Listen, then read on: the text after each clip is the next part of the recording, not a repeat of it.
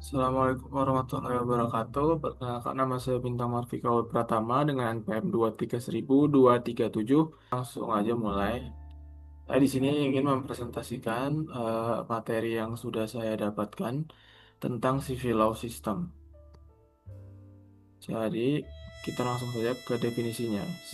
Sistem civil law adalah tradisi atau keluarga hukum yang karakteristik utamanya adalah penekanan pada kodifikasi tertulis sebagai sumber hukum utama dan peran hakim biasanya lebih terbatas dalam menciptakan hukum baru.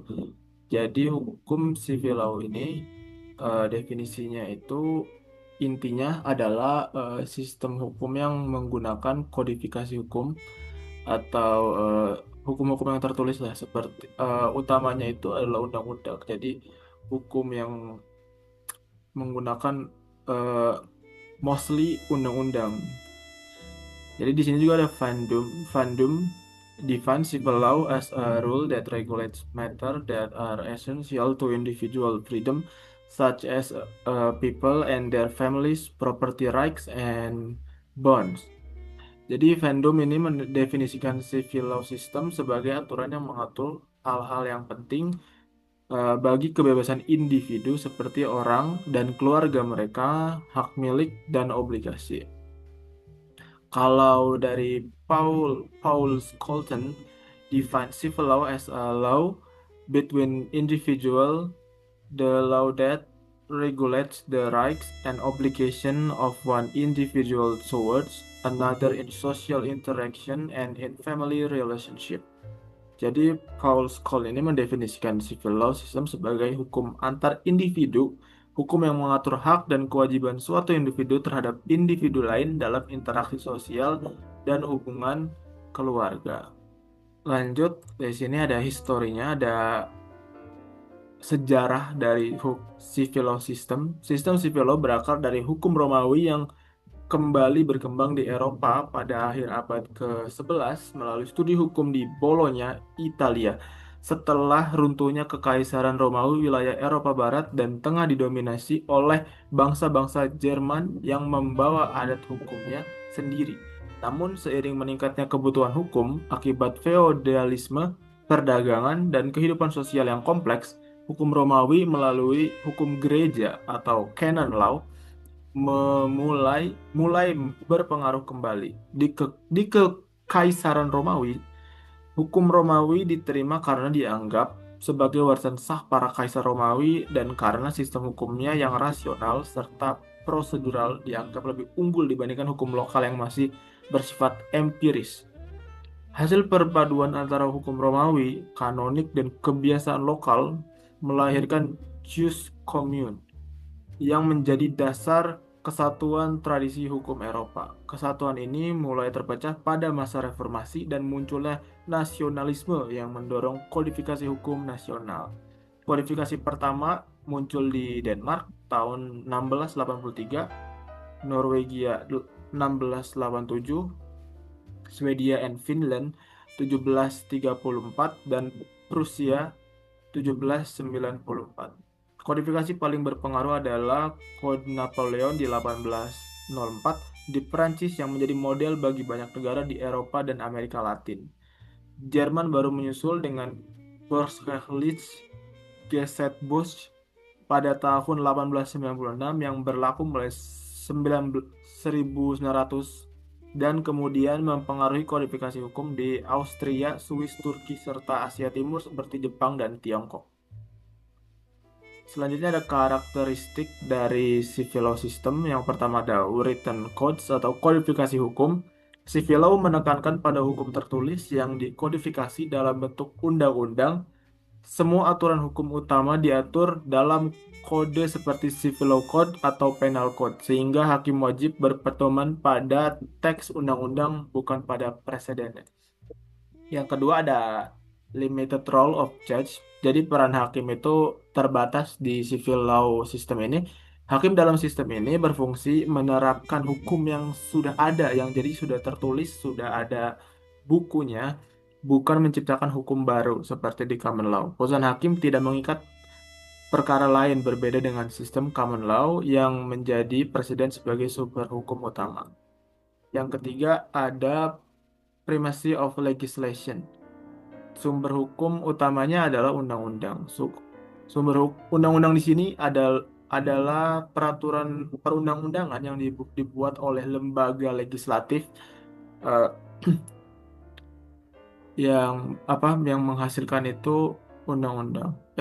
Iya, yang menghasilkan undang-undang. Legislatif itu lembaga legislatif itu menghasilkan undang-undang yang peraturannya itu digunakan untuk negara yang menggunakan civil law system ini. Doktrin dan kebiasaan hanya berperan sebagai pelengkap bila undang-undang tidak mengatur secara jelas.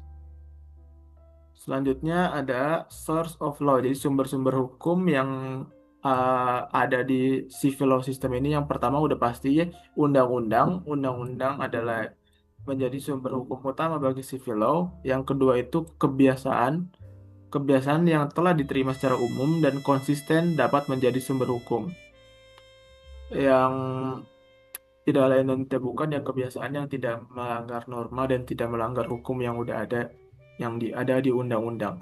Yang ketiga, jurisprudensi. Putusan pengadilan tetap penting untuk menafsirkan dan melengkapi undang-undang. Jadi jurisprudensi ini gunanya untuk melengkapi eh, peraturan yang tertulis ada di undang-undang. Misalkan undang-undangnya itu tidak mengatur secara jelas mengenai hal A. Nah, jurisprudensi ini membantu melengkapi hal A ini, seperti itu. Selanjutnya ada doktrin. Doktrin adalah pendapat atau ajaran para sarjana hukum yang dihasilkan melalui penelitian, tulisan ilmiah, atau komentar terhadap hukum positif. Yang kelima, yang terakhir, perjanjian internasional. Perjanjian internasional yang telah diratifikasi oleh negara menjadi bagian dari sistem hukum nasional dan memiliki kekuatan mengikat.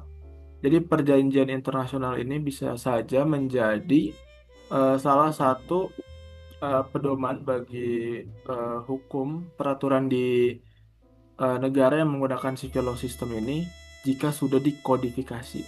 Selanjutnya ada di sini ada comparison atau membandingkan civil law system dengan common law system. Yang pertama ada aspek asal dan sejarah. Civil law system ini berasal dari hukum Romawi yang sudah kita bahas tadi di bagian sejarah. Nah, langsung saja ke common law. Common law system ini berasal dari Inggris pada abad ke-12 melalui putusan hakim dan tradisi yudisial. Jadi Inggris itu berbeda ya dengan sama-sama Eropa. Oh, udah.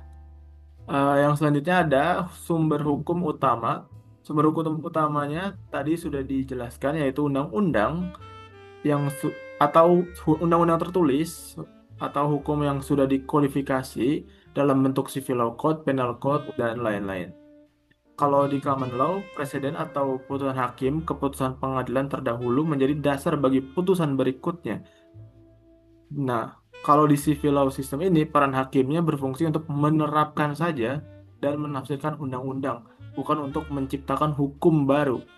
Nah, kalau di common law system, hakim membentuk hukum melalui putusan yang bersifat mengikat. Jadi, hakimnya ini berperannya sangat penting untuk membuat hukum yang baru. Jadi, adaptif lah gitu, menyesuaikan. Bentuk sistem hukumnya bersifat, kalau di civil law system bersifat kodifikatif dan sistematis disusun dalam buku hukum. Kalau common law system bersifat evolutif dan fleksibel, berkembang melalui jurisprudensi dan praktek pengadilan. Yang selanjutnya ada pros and cons atau kelebihan dan kekurangan civil law system. Sistem civil law memiliki sejumlah kelebihan dan kekurangan yang membedakan dari sistem hukum lainnya. Kelebihan utamanya terletak pada kepastian hukum yang tinggi, karena aturannya itu kan dikodifikasi dan ditulis secara jelas dalam undang-undang. Nah, selanjutnya ada kekurangannya, kelemahannya, sistem ini sering dianggap kurang fleksibel terhadap perubahan sosial karena terlalu bergantung pada teks undang-undang yang kadang tidak segera menyesuaikan dengan perkembangan masyarakat. Peran hakim yang terbatas dalam menciptakan hukum baru membuat sistem ini cenderung kaku, terutama ketika menghadapi kasus-kasus yang belum diatur secara jelas. Jadi, kelemahannya di sini ini menjelaskan bahwa hukum yang ada di civil law system ini kurang adaptif.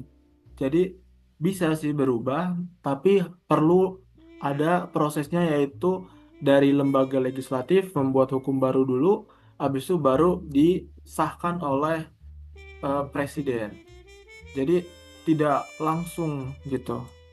Oke, selanjutnya ada kesimpulan sistem civil law merupakan tradisi hukum yang menekankan pada kodifikasi tertulis dan supremasi undang-undang sebagai sumber hukum utama.